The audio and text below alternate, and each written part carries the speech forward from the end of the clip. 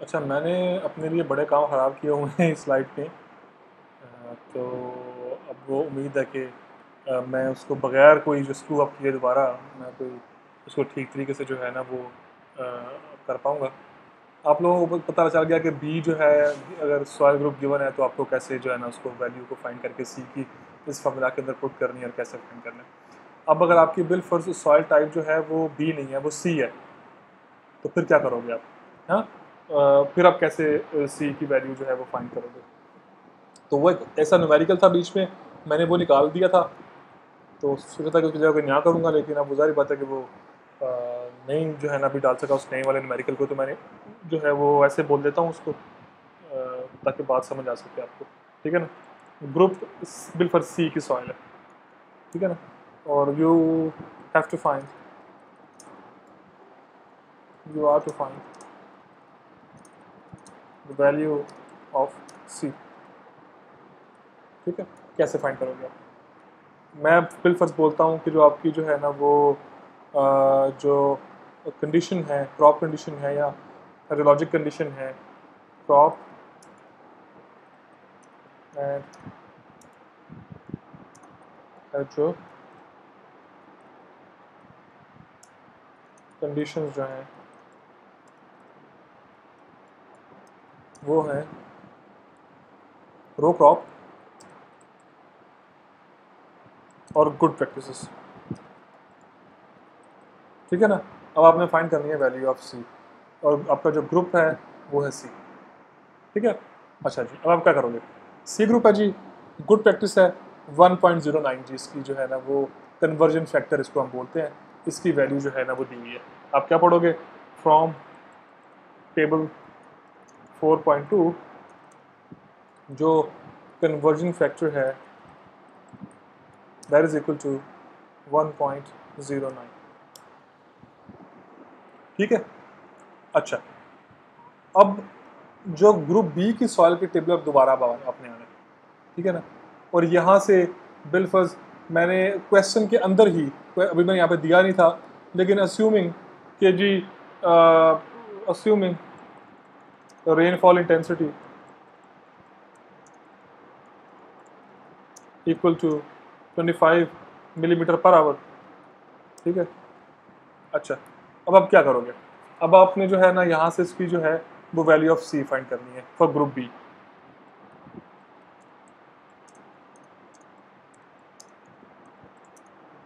For group B जो है वो कितनी आ रही है? Value of C for group B वो आ रही है 0.47। ठीक है? अब चेक करो, थोड़ा सा कंफ्यूजिंग लग रहा होगा, लेकिन इतना कंफ्यूजिंग नहीं है। थोड़ा सा इसको जो है देखना पड़ेगा बच्चे आपको, ये बिल्कुल भी मुश्किल काम नहीं है, बहुत सिंपल है, और आपको जो है ना वो समझ आ जाएगी इस बात में। देखो, कन्वर्जन फैक्टर आपने फाइंड किया हुआ है, जो वैल्यू है ग्रुप सी की वो आपके पास है 0.47। अब जो वैल्यू ऑफ सी है फॉर ग्रुप सी सॉइल वो कितनी हो जाएगी? आपने सिंपल इस कन्वर्जन फैक्टर को, you simply have to multiply that conversion factor with 0.47। ठीक है ना? जो इसका आंसर आएगा 0.47 को ज़रब देने के बाद वो बेसिकली होगी 0.47 ज़रब 1.09, दैट इज़ 0.5123। ये आपकी वैल्यू ऑफ सी है फॉर ग्रुप सी सॉइल। यानी कि आपको अगर ग्रुप ए की वैल्यू फाइंड करनी है तब भी आपको पहले जो है ना वो ग्रुप बी की वैल्यू फाइंड करनी पड़ेगी, सी की कन्वर्जन फैक्टर निकाल के, और फिर उसको मल्टीप्लाई करना पड़ेगा। So this is how you calculate the value of C for for the group of crops that are not B. यहाँ ए सी और डी के लिए आपने फाइंड करनी हो तो आप इस तरीके से इसको फाइंड करते हो। ये बेसिकली न्यूमेरिकल था जो मैंने उसमें से जो है ना वो उड़ा दिया था। मैंने कहा था ये नए वाला न्यूमेरिकल डालूंगा, लेकिन ऑब्वियसली उसको भी जो है ना वो अंदर मैं इंकलकेट नहीं कर सका स्लाइड के अंदर। तो इस वजह से जो है ना ये थोड़ी सी कन्फ्यूजन हुई थी, ये हो गया। ठीक है? सिंपल चीज़। अब ये टेबल जो है ना आपने याद रखनी है, 1, 2 और 3 टेबल, ये वैल्यू ऑफ सी जो है ना फाइंड करने के आपको काम आएंगे। अच्छा, अब आए आगे जो अगला मेथड है ना फाइंड करने का। अभी आप इस वाले टेबल को इग्नोर करो, ये वाला टेबल है ना आपका, टेबल नंबर ऊपर क्या लिखा हुआ है 4.3, you simply have to ignore it for a moment. ठीक है? आप आ गया। अगला मेथड जो है, जो रन ऑफ की पीक को फाइंड करने का है वो है SCS मेथड। ठीक है, ये जो बेसिकली है इसमें सबसे पहले आपको पीक फ्लो को डिफाइन करना पड़ता है इस फॉर्मूले इस मेथड के अंदर। पीक फ्लो क्या है? d/2 + TL। ठीक है, या d/2, क्योंकि TL जो है वो बेसिकली इसको हम लैग टाइम बोलते हैं। ये 60% होता है ऑफ टाइम ऑफ कॉन्सेंट्रेशन। तो ये basically d/2 + 0.6 time of concentration जो है ना वो यहाँ पे इसको मल्टीप्लाई करते हैं इसको। अच्छा, अब जहाँ पे TP क्या है? टाइम टू पीक, यानी कि पीक जो है उसको बनने में कितनी देर लगती है। मिसाल के तौर पे अगर मैं ये वाला ग्राफ निकालूं, आपको मैं ये ग्राफ दूं और आपसे पूछूं अच्छा यार ये बताओ कि रन ऑफ को बनने में जो पीक है वो कितनी लगती है, तो आप बोलोगे सर रन ऑफ पीक जो है 2 मंथ में बन रही है, जनवरी और फरवरी। जनवरी के अंदर भी पीक नहीं बनी थी, फरवरी के अंदर जाके पीक बनी, तो आप क्या बोलोगे कि it took 2 months to develop the peak. तो इसका जो है वो चीज़ जो है वो 2 महीने में जो है ना पीक बनेगी इस वाले इवेंट की। ठीक है, अगला जो डी है ड्यूरेशन ऑफ एक्सेस रेनफॉल के, रेनफॉल की कितनी ड्यूरेशन से कितनी है? 4 घंटे का इवेंट था, 6 घंटे का इवेंट था, कितनी देर का इवेंट था? ठीक है, उसके बाद time of lag. Time of lag मैंने पहले बताया ये क्या होता है, ये 0.6 इंटू टाइम ऑफ कॉन्सेंट्रेशन होता है। टाइम ऑफ कॉन्सेंट्रेशन जो है ये और जो है वो टाइम लैग कितना है कि बेसिकली रेनफॉल की पीक कब बनी और फ्लो की पीक जो है ना वो कब बनी, इन दोनों का जो डिफरेंस है दैट इज लैग टाइम, कि कब रेनफॉल हुई थी और कब जाके फ्लो की जो है ना वो पीक बनी। मैं इससे हट के यार मैं थोड़ा सा एग्जाम्पल को सिंप्लीफाई करूँ क्योंकि ये ग्राफ बड़ा मुश्किल है, ये डिस्टर्ब करेगा। मैं छोटी सी जो है ना वो आपको ग्राफ के थ्रू जो है इस बात को समझाने की कोशिश करता हूँ। जैसे सपोज करो जी ये है जी आपकी एक्सेस,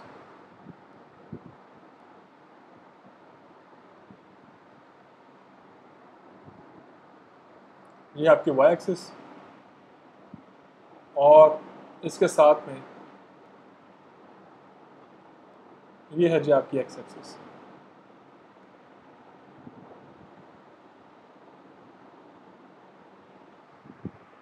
ठीक है, अच्छा अब आपकी यार मैंने साथ में वो भी टाइम जो है ना वो भी ड्रॉ करना है कि बिल्कुल जी ये था 0 आवर 2 आवर, ये था जी 4 आवर,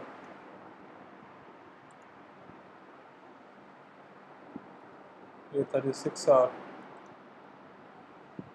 ये था जी 8 आवर, 10 और 12।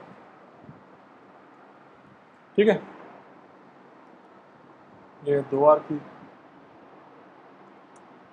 4, 6, 8, 10, 12। ठीक है,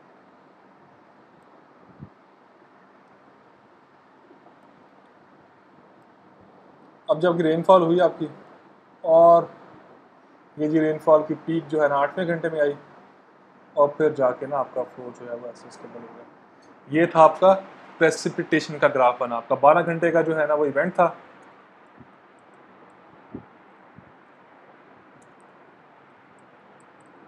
तो फिर जो है ये वाला जाके उसका जो है ना वो बना ग्राफ उसका बन गया। ठीक है, exactly on the same line.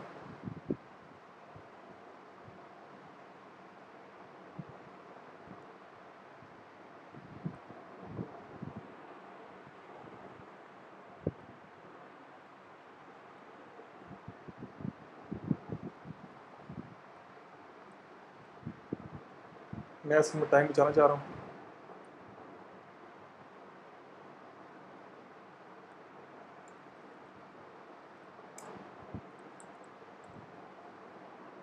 Run of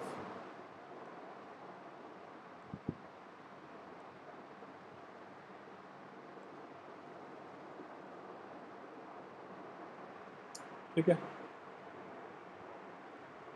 और जो उसका ग्राफ है रन ऑफ का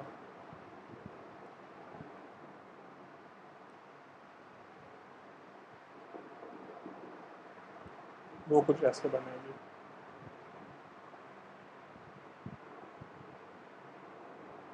ऐसे तकरीबन 10वें घंटे में जाके उसकी जो है ना वो पीक बनी है। ठीक है, अब देखो रेनफॉल की पीक बन रही है 6th आवर में, जो पीक आ रही है वो आ रही है 6th आवर के अंदर, और जो रन ऑफ की पीक आ रही है वो आ रही है 11th आवर के अंदर। अब ये जो बाकी के जो है ना वो 4 घंटे हैं या 5 घंटे हैं, ये क्या है, इसको हम बोलते हैं लैग टाइम। कि कितना जो है ना टाइम लगा है रन ऑफ की पीक बनने में, जबकि बारिश अपनी पीक जो है ना बना चुकी हुई है। और जनरली बोलते हैं कि इसका जनरली जो है ना रूल ये है कि बजाय से कि आप फील्ड में जाके ये सारा कुछ करते फिरो, कहते ये हैं कि अगर आपके पास अगर आपके पास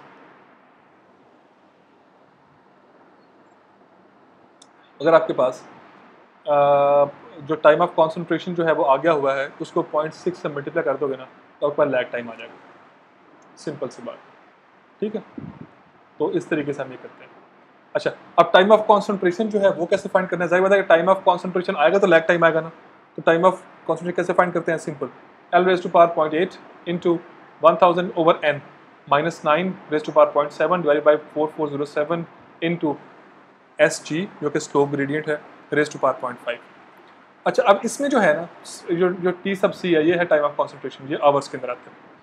जो ये कैपिटल L है, ये लॉन्गेस्ट फ्लो पाथ, मैंने पहले डिफाइन किया हुआ है इसको, आप लोगों ने पहले इसको समझा हुआ। लॉन्गेस्ट फ्लो पाथ क्या होता है कि डिस्टेंस है फॉर 10 पॉइंट से लेकर आउटलेट तक का।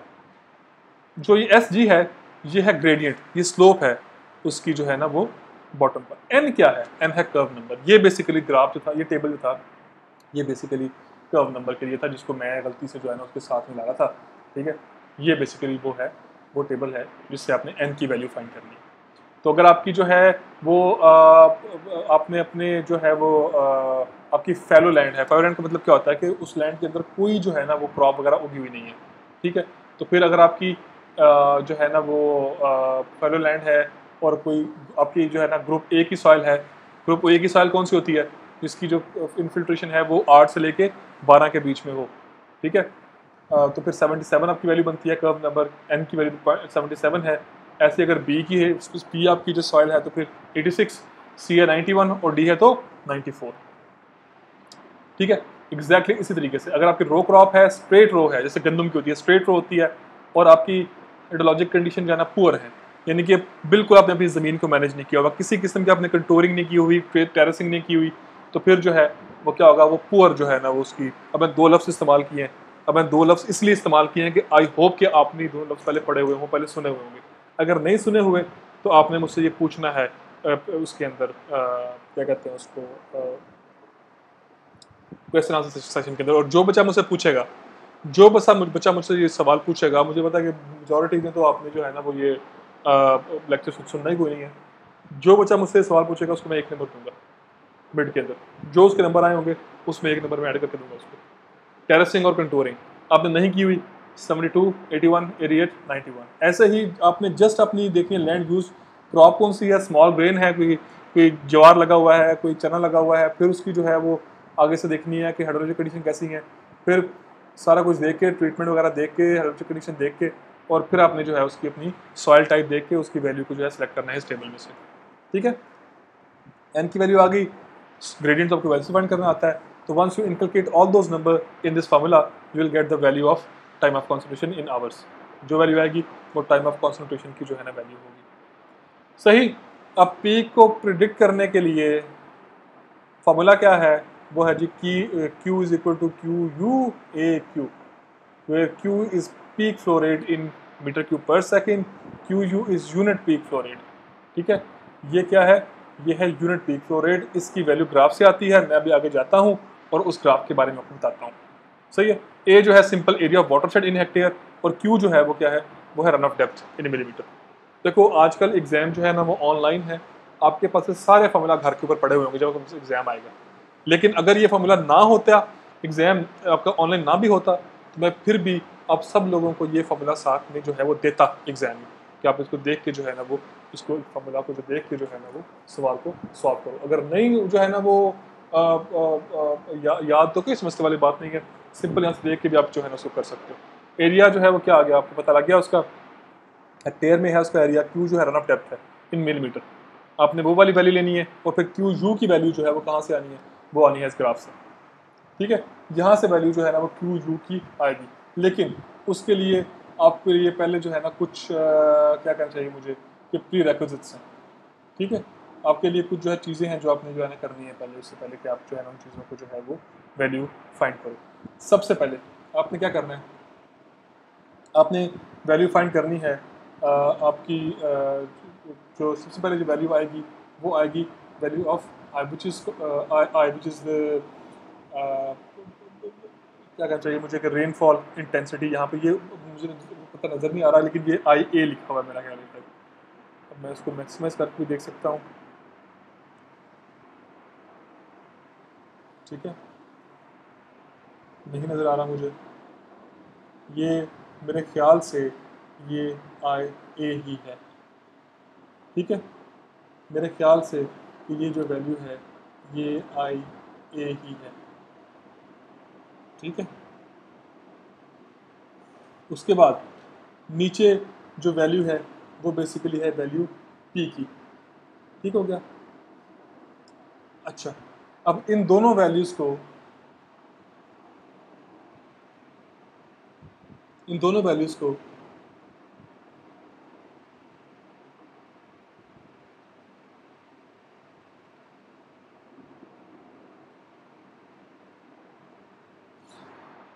ये जो आई ए है ना, मैं थोड़ा सा इसके बारे में पहले बताऊँ।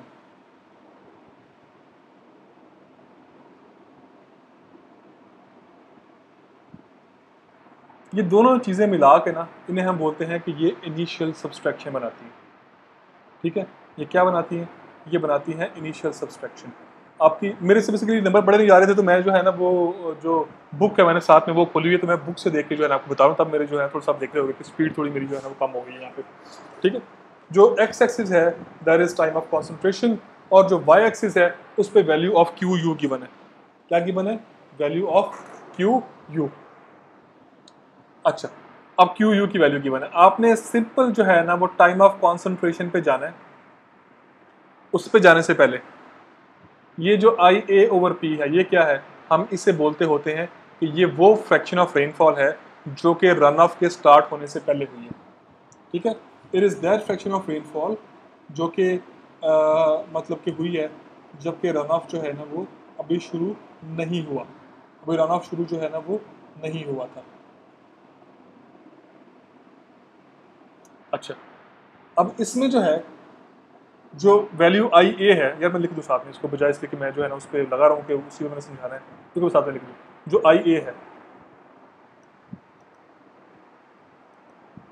आई ए वो क्या होती है, that is equal to 0.2 S.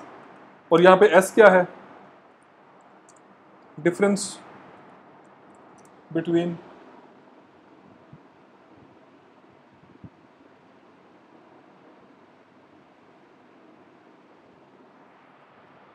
Between rainfall and runoff. ठीक है, कि रेनफॉल और रन ऑफ डेप्थ के बीच में कितना डिफरेंस है।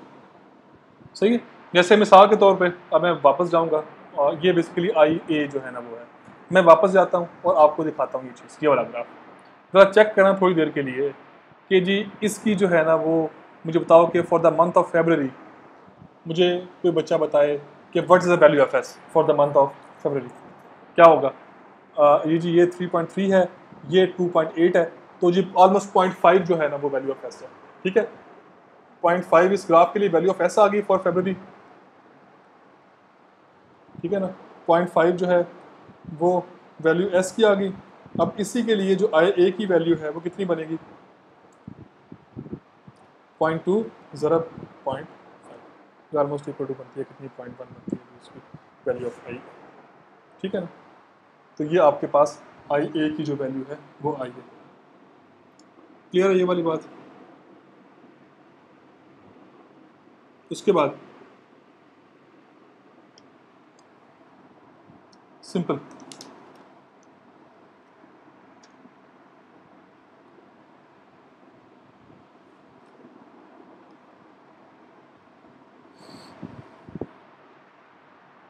let's go back to the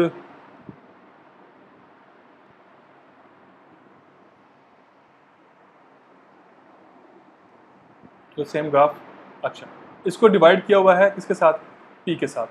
अच्छा, अब बेसिकली जब आप इन दोनों को डिवाइड करोगे तो वैल्यू जितनी आपकी 0.1, अब आपके पास जो है ना वो क्या है, टाइम ऑफ कॉन्सेंट्रेशन है, यहाँ पे आपकी क्यू यू है। जो आपको गिवन दिया हुआ होगा ना वो क्या होगा, टाइम ऑफ कॉन्सेंट्रेशन आपने फाइंड किया, और आपने फाइंड क्या किया है, आई ए ओवर पी। मैं यहाँ पे लिख देता हूँ इसको, आपकी जो पी आ गई, पी की वैल्यू जो है ना वो निकल आई। मैं सपोज करो उस वैल्यू को मैं बोल देता हूँ कि जनाब वो वैल्यू आ गई है 0.01 पी की वैल्यू, ठीक है। अच्छा, ये आ गई। अब आपने क्या करना है कि जी मैं बता दिया आपको कि जी आपका टाइम ऑफ कॉन्सेंट्रेशन जो है ना वो, टाइम ऑफ कॉन्सेंट्रेशन जो है ना वो आ रहा है इक्वल टू 0.8 आवर, ठीक है। ये आपको सिर्फ और सिर्फ जो है ना वो 3 वैल्यू चाहिए आपको जो है ना वैल्यू फाइंड करने के लिए। किस चीज़ की, आपको वैल्यू फाइंड करने के लिए इस जगह पे वैल्यू ऑफ क्यू जो फाइंड करने के लिए, ठीक हो गया। आपने करना क्या है, इन दोनों को डिवाइड किया, उससे जो वैल्यू आई पहले 0.8 आर पे इन तीनों में से एक वैल्यू आएगी, अगर 0.1 की, 0.3, 0.35, 0.4, 0.45 या 0.50, आपने 0.8 के against I A over I P की जो वैल्यू आई है उस पर जाना है और सामने से आके क्यू यू की वैल्यू को जो है ना वो फाइंड कर लेना है। वो क्यू यू की value you will inculcate that into this particular equation, और फिर आप जो है अपनी वैल्यू ऑफ क्यू जो कि पीक रन ऑफ रेट है, आप उसकी वैल्यू जो है ना यहाँ से फाइंड कर पाओगे। आई होप कि ये क्लियर हो, ठीक है। थोड़ा सा मेसी जो है ना वो हो गया था एंड पे, लेकिन आई होप कि ये क्लियर हो, सिंपल है, इसमें कोई इशू वाली बात नहीं है। मैं वापस जब आऊँगा तो अदर मेथड्स को डिफाइन करूँगा जो कि हमारी लास्ट स्लाइड है, तो उसके साथ ही थोड़ा सा रिपीट करके थोड़ा सा वाइंड अप कर दूँगा साथ में, ठीक है। So stay tuned.